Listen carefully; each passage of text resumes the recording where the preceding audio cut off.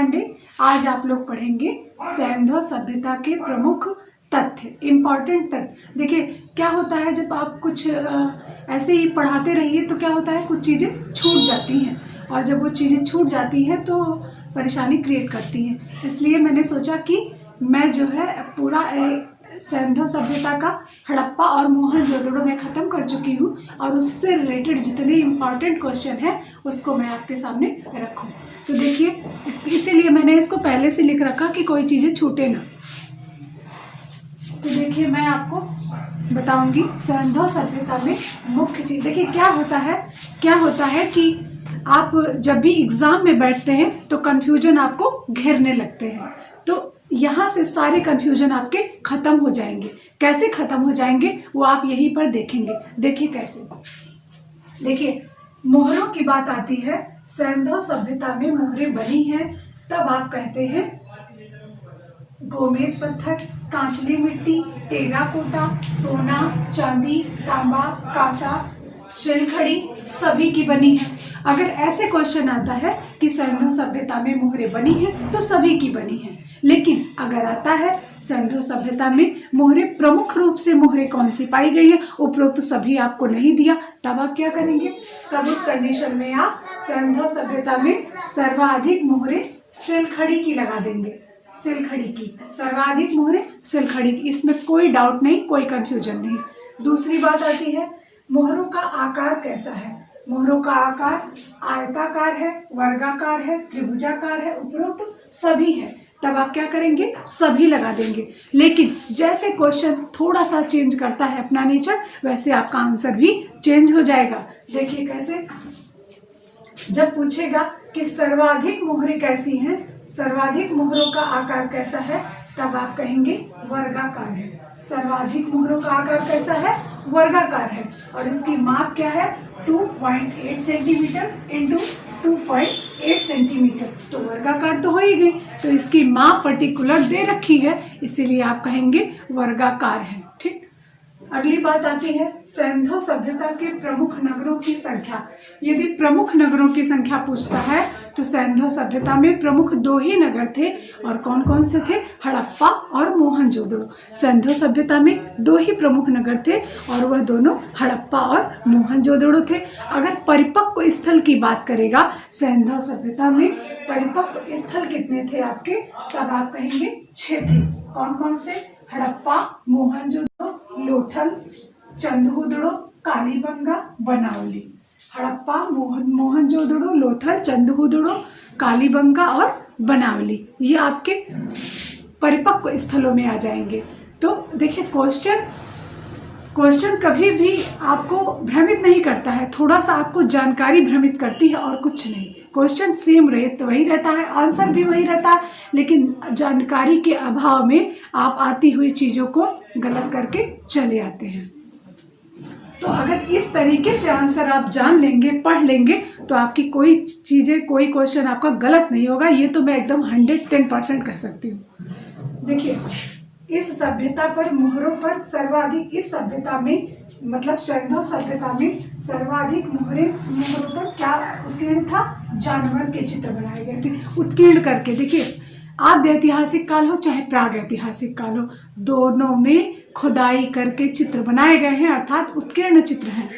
तो सबसे ज्यादा जानवरों के चित्र ही उत्कीर्ण हैं, और जानवरों में कौन कौन से जानवर हैं, चीता, हाथी, गैंडा, भैंसा, हिरन।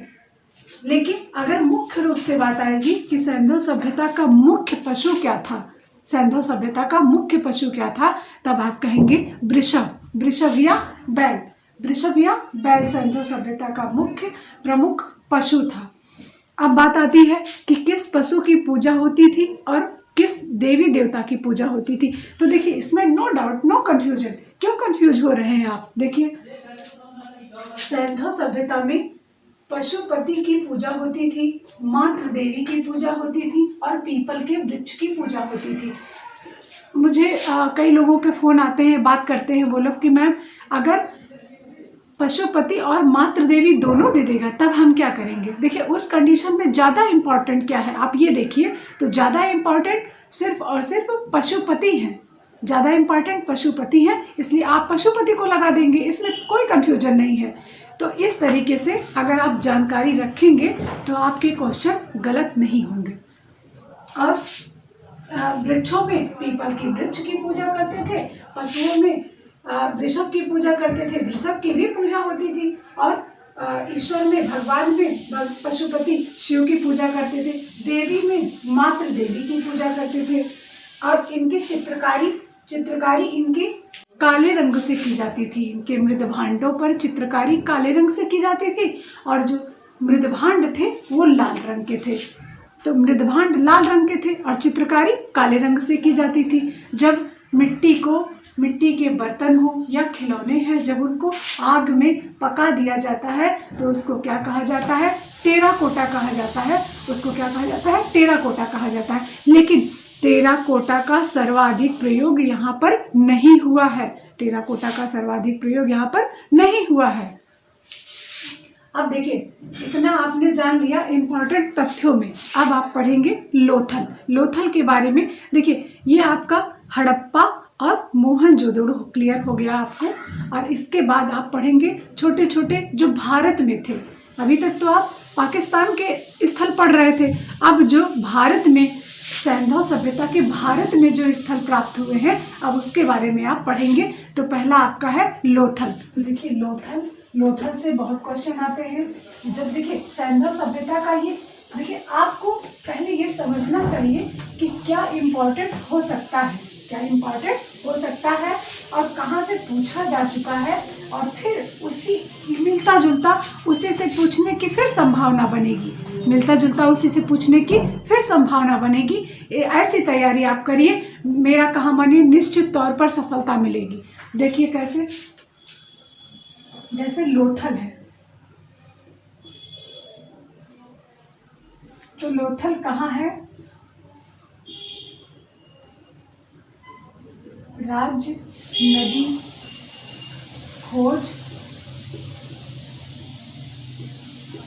खोजकर्ता,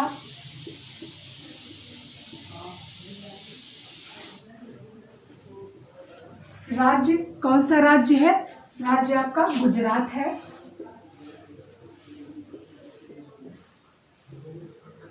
नदी है, भोगवा नदी है।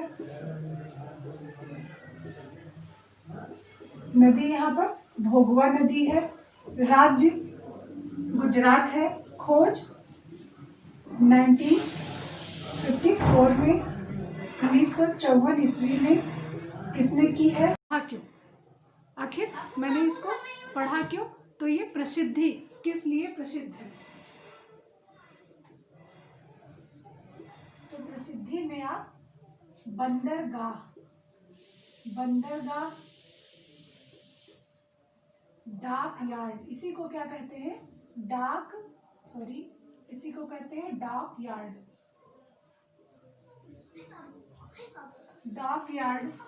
इसी को कहते हैं डाक यार्ड। और इसी को और हिंदी में आप जाएंगे तो इसी को कहेंगे गोदीवाड़ा। इसी को कहेंगे गोदीवाड़ा। और इसी को क्या कहेंगे? गोदीवाड़ा।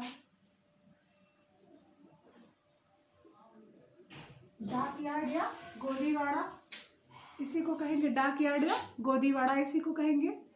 और अगला आपका है, इसके लिए तो प्रसिद्ध है ही, यहाँ से एक चित्रित पात्र प्राप्त हुआ है। और उस पर विष्णु शर्मा की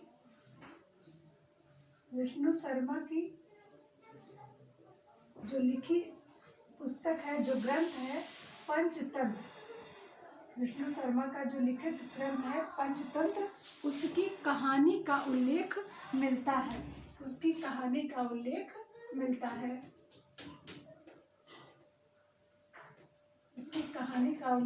पर मिलता है। पंचतंत्र की कहानी का उल्लेख मिलता है।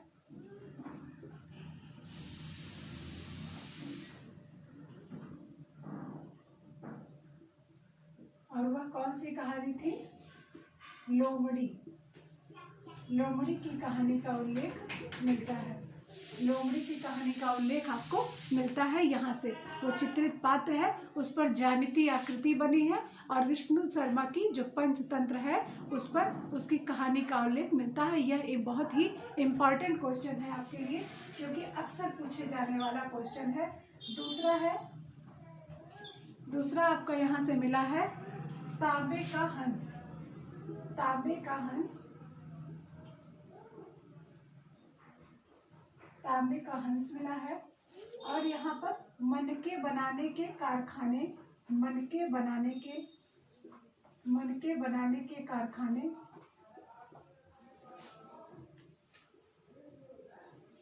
मनके बनाने के कारखाने देखिए दो जगह से मिले हैं। एक लोथा कला अगर पढ़ते हैं तो आपको ये जानना जरूरी होता है कि मैं क्या पढ़ रहा हूँ, क्या आने की संभावना बनेगी और क्या अभी तक आ चुका है। अगर इस तरीके से आप पढ़ाई करते हैं तो निश्चित सफलता मिलती है। मैंने बहुत लोगों को देखा है सफलता प्राप्त करते हुए। इसलिए विद्यार्थियों सही देखिए, क्या है ना कि कला में बहुत ज़्यादा गलत कर दिया है लोगों ने किया है, और कला गलत नहीं है। लोगों ने अपनी तरीके से मैं देख रही हूँ ऑनलाइन लोग पढ़ा रहे हैं, इतना सामने से गलत बता रहे हैं। सोचिए, अभी मैं कोई एक देख रही थी, मैं चैनल का नाम नहीं लेना चाहूँगी, कोई एक चैनल मैं देख रही थी, उस पर अजंता का जो है समय प्रथम शताब्दी ईसा पूर्व बता रहे हैं। बताइए क्या ये सही है? अजंता में बता दे रहे हैं कि सिर्फ और सिर्फ टेम्परा और एनकास्टिंग हुआ है। क्या ये सही है? तो सही चीज़ पढ़िए, तभी आगे बढ़ पाएंगे। जब वहाँ पर क्वेश्चन आ जाता है तब वो चैनल वाले या आप या आपके गुरुजन जो आपको गलत पढ़ाते हैं वो आपसे कहने और मिलने नहीं आते हैं। इसलिए, और आपका समय कितना गया? 5 साल।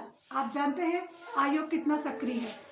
एक बार तो परीक्षा किसी तरीके से कराता है, रिजल्ट देने में नाकानुकी रोना धोना, रोज का रोज आंदोलन करना पड़ता है बच्चों को।